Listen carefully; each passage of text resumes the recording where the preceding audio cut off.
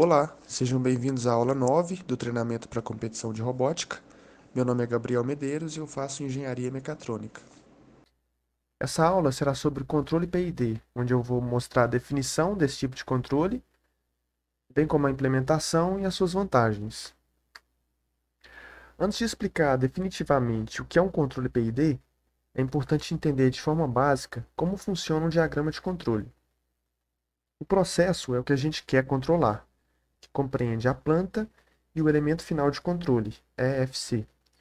No caso, a planta é o robô, é o próprio carrinho. E o EFC são as rodas do carrinho. O robô tem seus sensores, que são os elementos primários de medição. Esses sensores irão retornar um valor de leitura, que eu vou chamar de PV, valor de processo. Além disso, é necessário definir um valor de set point, que corresponde ao valor desejado dessa variável do sensor. Uma vez que temos o valor de processo, que é o valor entregue pelo sensor, e o set point, que é o valor desejado, é possível obter o erro do processo com uma diferença entre os dois, set point menos valor de processo.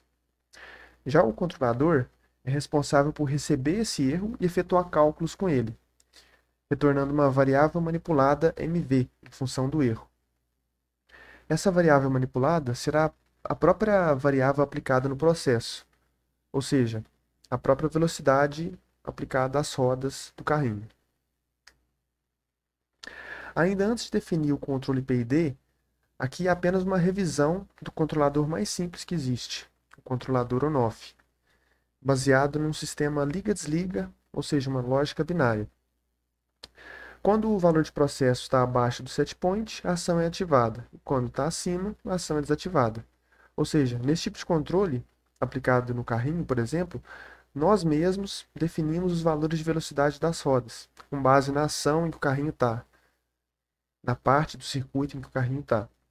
Por exemplo, no caso do labirinto, o sensor ultrassom central está mostrando o valor 1000, está entregando o valor 1000 de leitura. Nessa parte, como ele está entregando o valor 1000, quer dizer que ele não detectou parede à frente. Então, eu aplico velocidade nas rodas, por exemplo, 5 e 5 para as duas rodas. Já quando o ultrassom apresentar valor menor que 1000, menor que 500, outra ação vai ser menor que 1000, por exemplo, 500, outra ação vai ser executada. No caso, por exemplo, virar para um lado, coloca menos 5 numa roda e 5 na outra. Ou seja, nós mesmos definimos a velocidade das rodas com base na ação em que o carrinho está no momento. Finalmente, o que é o controle PID? É um sistema de controle que possui três ações: uma ação proporcional, uma integral e uma derivativa, todas em relação ao erro. A soma dessas três ações nos dá uma variável manipulada que será aplicada ao objeto de controle, no caso a velocidade das rodas. Vantagens do controle PID. Ele é aplicado para a maioria dos sistemas de controle, bastante eficiente, simples de aplicar, e se for aplicado corretamente, ele pode gerar maior suavidade e, consequentemente, ganho de tempo. Nós sabemos que o erro é dado pelo set point menos valor de processo, que o controle proporcional, derivativo e integral pegam esse erro e nos retornam a variável manipulada, mas matematicamente falando, o que é a variável manipulada? Ou seja, a ação de correção. Ela é Kp vezes o erro, mais Ki vezes a integral do erro, mais Kd vezes a derivada do erro. Olhando ao gráfico da esquerda, nós temos um exemplo de sinal do erro aqui em preto e em vermelho a saída. Essa saída é apenas em relação à ação proporcional. Ou seja, na ação proporcional, o formato do erro é mantido, mudando apenas a proporção. Nesse caso, a constante de proporção é menor que 1, porque gerou uma saída com a dimensão menor do que o sinal do erro. Já no gráfico do meio, temos aqui o mesmo exemplo de sinal do erro, e em vermelho a saída, que é a área abaixo da curva, abaixo ou acima da curva. E no gráfico da direita, temos o sinal do erro e a saída, que é a inclinação da reta tangente, no caso da ação derivativa. A ação proporcional mantém o formato do sinal do erro, como eu já falei, mudando apenas a proporção. Se o erro for muito pequeno, a ação proporcional também é pequena. Então, se isso acontecer, convém aumentar o ganho proporcional Kp para a ação proporcional ter mais poder de correção, ter um poder de correção mais rápido. Já a ação integral acumula o erro ao longo do tempo. Ela retorna a área abaixo ou acima da curva, vezes a ponderação, KI, ponderação integral. Por exemplo, com a ação proporcional sozinha, se você tiver uma diminuição do erro, sua saída diminui. Para o caso em que você queira, mesmo com o erro diminuindo, não deixar a sua saída diminuir, é interessante utilizar a ação integral, porque a queda da ação proporcional será compensada pela ação integral, porque ela vai acumulando o erro, né? Ela vai aumentando. Por fim, a ação derivativa analisa a inclinação da reta tangente no ponto. Isso significa que essa ação diz respeito à taxa de variação do erro no tempo. E por meio dessa inclinação, a ação consegue ter um poder de correção maior quando o erro varia de forma abrupta. Tá, mas e quando o erro é uma constante? O erro não varia. Então essa ação não tem nenhuma atuação, porque a inclinação da reta tangente, nesse caso, é zero. Só frisando mais uma vez que a variável manipulada é a ação proporcional do erro, a ação integrativa do erro e a ação derivativa do erro. Mas essas constantes são os pesos de cada ação. Por exemplo, se Kp for maior do que esses três pesos, quer dizer que a ação proporcional no meu processo vai ter maior efeito, maior força. Se Ki for maior, vai ser a ação integrativa, com maior efeito, e se Kd for maior, vai ser a ação derivativa. Aqui é só um exemplo ilustrativo de um sinal de erro. Após ser aplicado um controle nele, chega aqui num erro de regime, que é um erro constante. E esse tempo para chegar do início do erro até o erro de regime é chamado de tempo de acomodação.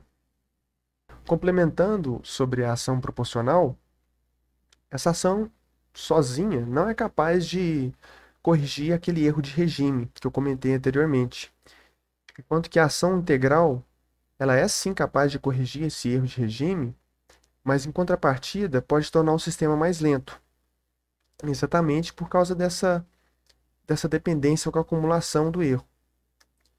E a ação derivativa também tem a sua desvantagem. É muito suscetível a ruídos, podendo gerar distúrbios no processo. Ou seja, cada ação analisada individualmente tem suas desvantagens. E cabe a nós encontrar valores de Kp, Ki e Kd que neutralizem essas desvantagens e façam o sistema ter a melhor resposta possível. Mas não necessariamente você precisa usar um controle PID no seu carrinho para fazer certa tarefa. Talvez seja melhor, para alguns casos, usar só um controle proporcional, ou só um PI, só um PD. Cabe a você julgar se o tipo da tarefa requer um controle PID, ou requer um controle proporcional, ou talvez usar um on-off, mas eu estou apresentando aqui que é opcional. Claro que o PID ou proporcional tem grandes vantagens quando comparado com o on-off, mas fica a seu critério. No exemplo, na figura, temos um exemplo de sinal de erro tratado com controle proporcional, o controle PD, PI e PID. Como obter esses valores de Kp, Ki e Kd? Esses famosos valores que eu tanto falei. Existem vários métodos, mas eu listei três que eu acho bastante utilizados aqui, sendo que os dois primeiros eu não vou entrar em detalhes. Listei eles para vocês poderem pesquisar e, quem sabe, implementar eles, se vocês quiserem.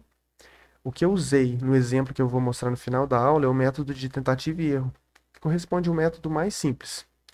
Consiste em variar Kp, Ki e Kd, observando a resposta do sistema. Ou seja, por meio dessa variação desses três parâmetros, você observa como o carrinho vai reagir e você deixa Quando o seu carrinho obter uma resposta satisfatória, você deixa aqueles valores. Utilizando a fórmula que eu já apresentei anteriormente, que é essa fórmula aqui, o cálculo é feito a todo momento, que é o controle PID contínuo. Mas no eBoltz, por exemplo, o cálculo não é feito a todo momento, e sim durante certos intervalos de tempo, durante o time step, de time step em time step. Então, nós precisamos transformar esse PID contínuo em PID discreto. E a fórmula ficaria Kp vezes o erro mais Ki vezes o acumulador. O acumulador ele está substituindo a integral. Mais Kd vezes a derivada do erro. Que a derivada do erro é o erro atual menos o erro anterior, dividido pelo Ts.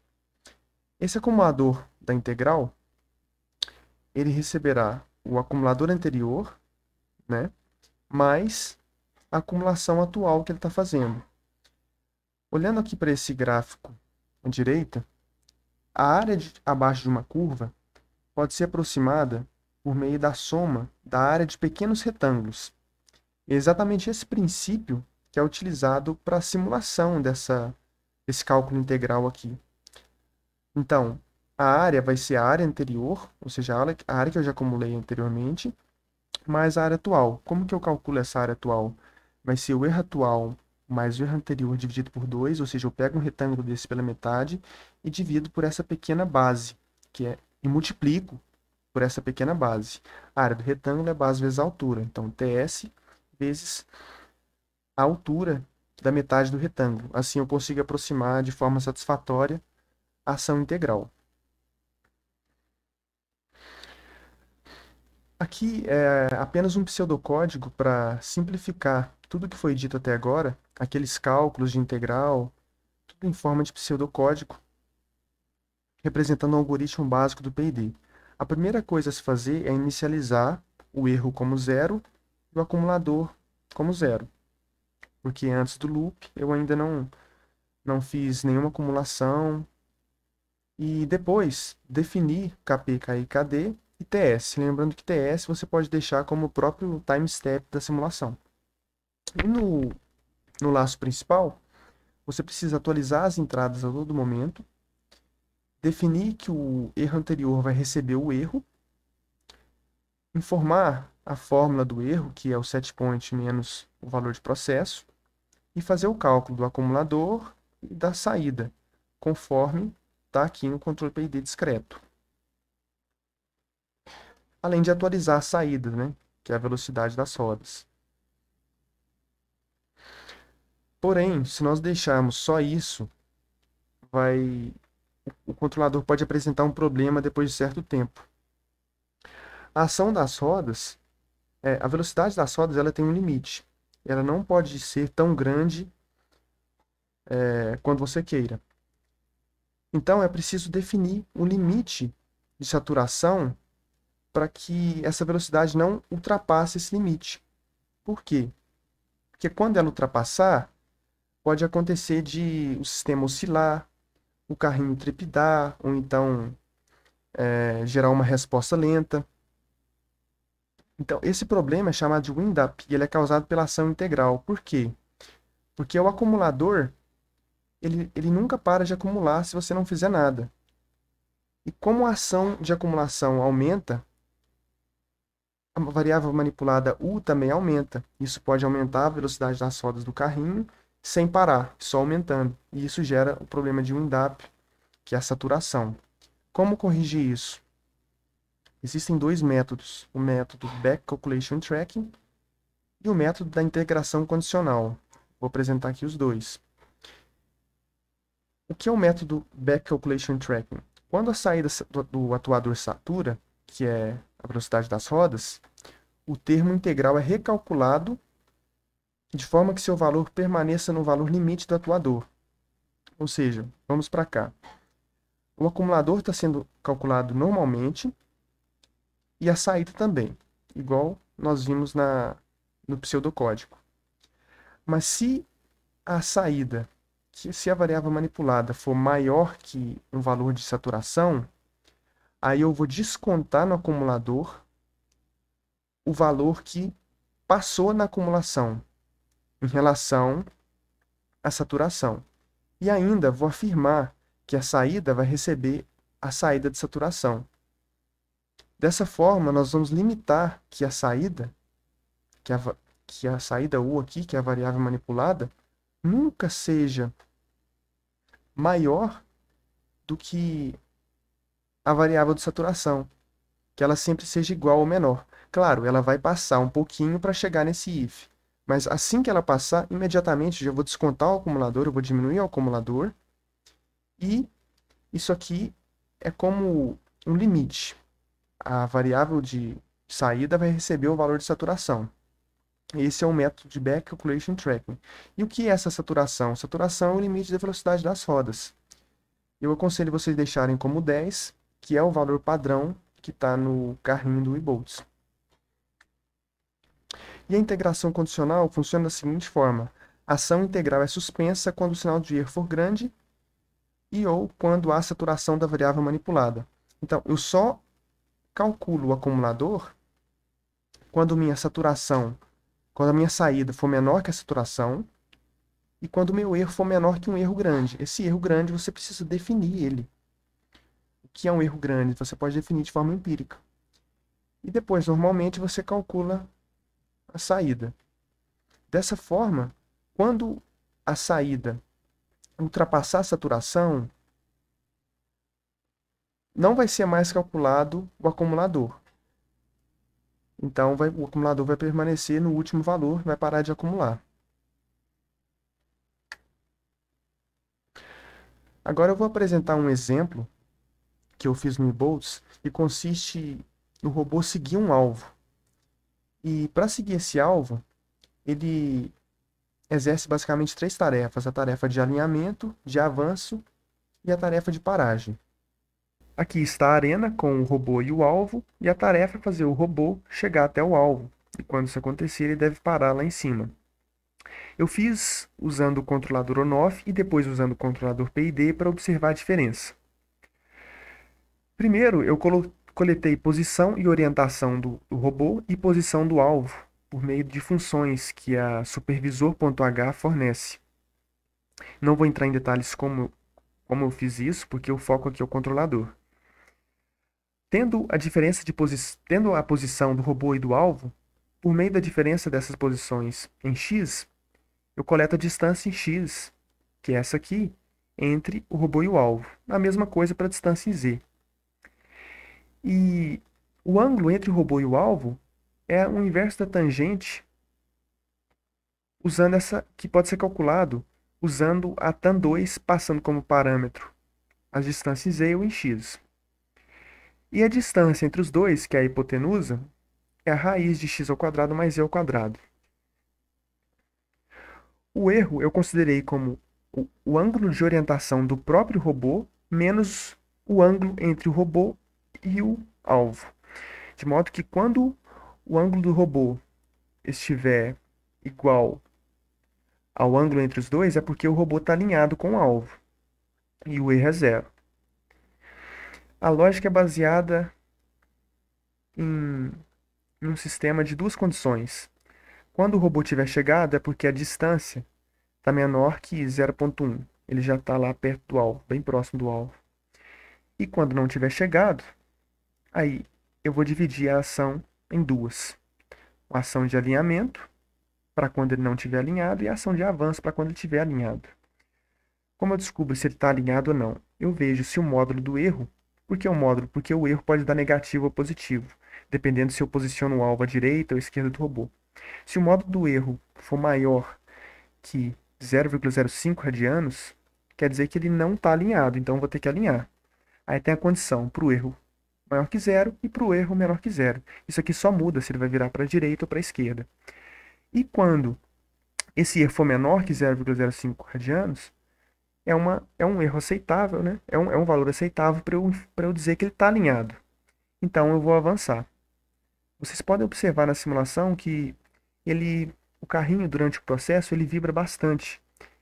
Ele oscila, porque ele entra nesses estados o tempo todo. Isso faz que ele, de certa forma, tenha uma trepidação.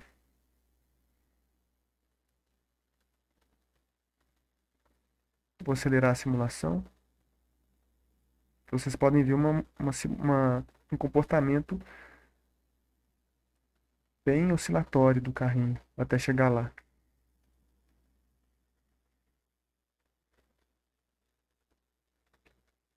Ele vibra de vez em quando, mas chega. Eu posso mudar o alvo de lugar que ele se alinha de novo e tenta chegar lá. E quando chega, a velocidade passa a ser zero, ele para. Utilizando o controle PID para fazer essa mesma tarefa, a primeira coisa, como foi mostrado na parte teórica desse vídeo, é definir as variáveis do PID. Nesse caso, eu usei dois controles PID. Um controle PID para o alinhamento, que leva em consideração o ângulo, e um controle PID para o avanço, que leva em consideração a distância entre os dois. Eu defini aqui o erro anterior e o acum como zero, só para inicializar essas variáveis, tanto do ângulo quanto da distância. O set point do ângulo como 0,05 radianos, da distância como 0,1, defini as constantes Kp, Kd e Ki para cada um dos dois casos e só inicializei a velocidade de alinhar e a velocidade de andar.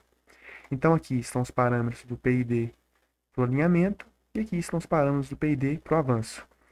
O time step, que é o TS comum para os dois PID, o TS definido como time step, e a saturação das rodas do carrinho como 10. Aqui como pega o ângulo e como pega a distância eu já expliquei na parte do on-off.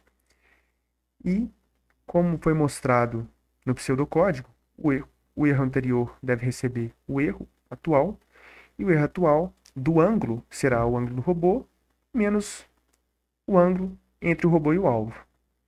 Já o erro anterior da distância vai receber o erro atual da distância, e o erro da distância vai ser a distância atual menos a distância do set point que eu defini como 0,1, que é quando o robô estiver praticamente em cima do alvo. Aqui eu fiz bem próximo ao início do PID. Se ele chegou, ele vai parar lá. Se ele não chegou, aí ele vai executar a ação. Aqui, o PID está aqui dentro. Eu defini a velocidade de alinhar, que é o meu U, velocidade é a variável manipulada, como Kp vezes o erro do ângulo, mais o Ki vezes o acumulador do ângulo, mais o Kd vezes o erro do ângulo mais o erro anterior do ângulo dividido por TS. Exatamente igual a fórmula. E velocidade de andar, a mesma coisa, só que ao invés do ângulo, eu considero os parâmetros da distância. Eu defini a velocidade da roda esquerda como a soma da velocidade de andar mais a velocidade de alinhar. E da roda direita como a velocidade de andar menos a velocidade de alinhar. É porque quando o alvo está à esquerda do robô, o erro vai dar negativo. Quando o erro dá negativo, essa velocidade de alinhar também vai dar negativa. E nesse caso eu quero virar para a direita. Então eu quero que a roda da esquerda tenha menor velocidade, vai ficar velocidade de andar mais menos a velocidade de alinhar, e a roda direita tenha maior velocidade. Velocidade de andar menos a velocidade de alinhar, vai ficar velocidade de andar mais velocidade de alinhar. Ou seja, aqui eu vou combinar um sinal, ele vai colocar mais velocidade aqui e menos velocidade aqui. Nesse caso aqui, inicial da configuração entre os dois. E aqui é simplesmente a solução do anti-wind-up.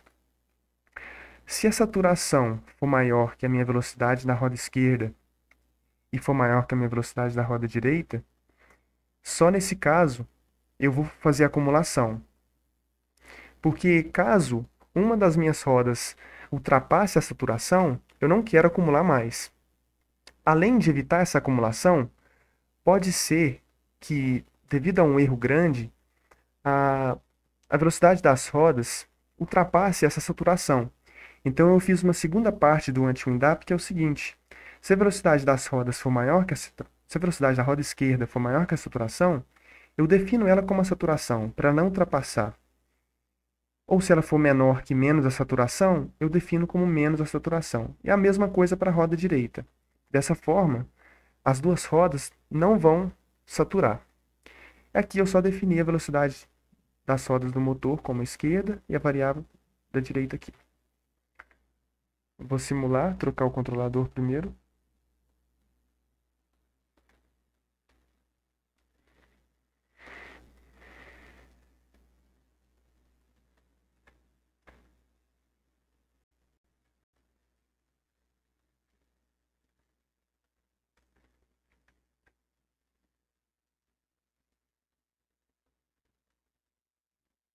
Vocês podem observar que o comportamento é bem mais suave.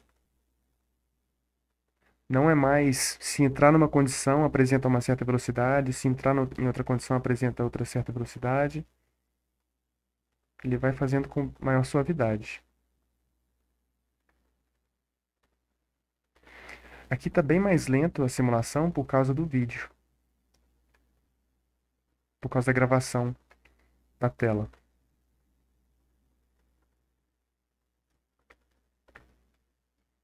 Aqui eu printei a velocidade das rodas.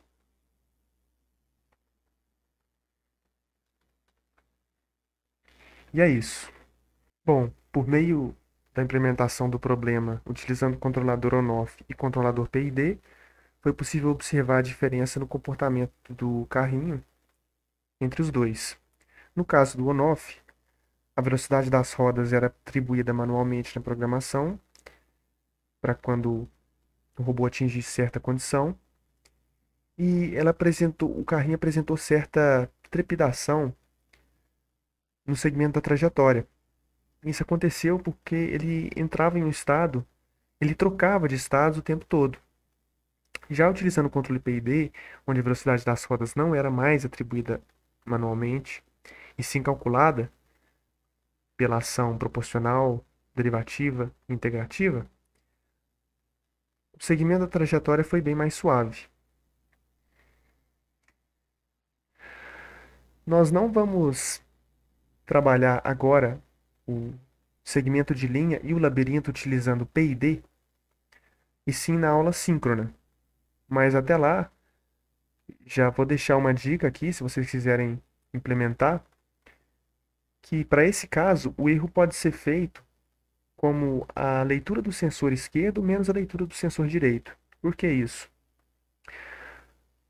O ideal seria o sensor central ficar exatamente no meio da linha preta. Com isso, os dois sensores indicados pela seta, o esquerdo e o direito, estariam fora dela e o erro seria zero, porque eles apresentariam a mesma leitura. Como na imagem, caso o sensor direito, por exemplo, esteja mais em cima da linha e o esquerdo mais fora, vai haver um erro, vai haver uma diferença de leitura entre eles. Nesse caso, o erro será positivo, porque a leitura do sensor esquerdo vai ser maior que a do direito, porque se trata de um sensor infravermelho. No caso do esquerdo, a distância do sensor esquerdo até o chão é maior que a distância do sensor direito até a linha. Então, a leitura do sensor esquerdo vai ser maior, que o erro será positivo. Nesse caso, a roda esquerda vai receber um valor positivo mais uma constante, e a roda direita vai receber um valor negativo mais uma constante. Ou seja, a roda esquerda vai ter um valor maior e a roda direita vai ter um valor menor. Com isso, o carrinho tende a virar para a direita um pouco, fazendo com que o sensor direito passe a ficar fora da linha e o sensor do meio fique no centro, né? Aí, caso o erro for negativo, ou seja, a leitura do direito for maior, aí já a roda esquerda vai receber um valor negativo mais uma constante e a roda direita vai receber um valor positivo mais uma constante. Por que positivo? Menos com menos. Aí deu mais.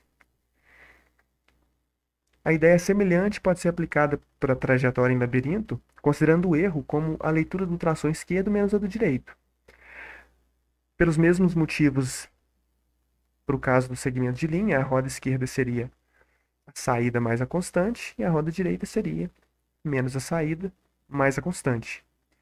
Mas para o caso da trajetória em labirinto, convém verificar se a leitura desses sensores laterais, desses ultrassons laterais, está realmente apresentando diferença quando o robô varia sua posição no meio do labirinto. Porque caso contrário, não daria para implementar o PID.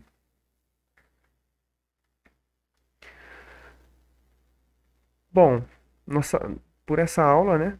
Por meio dessa aula, foi possível saber que, no caso do PID, a correção é feita a todo momento e não com base em condições, como no on-off.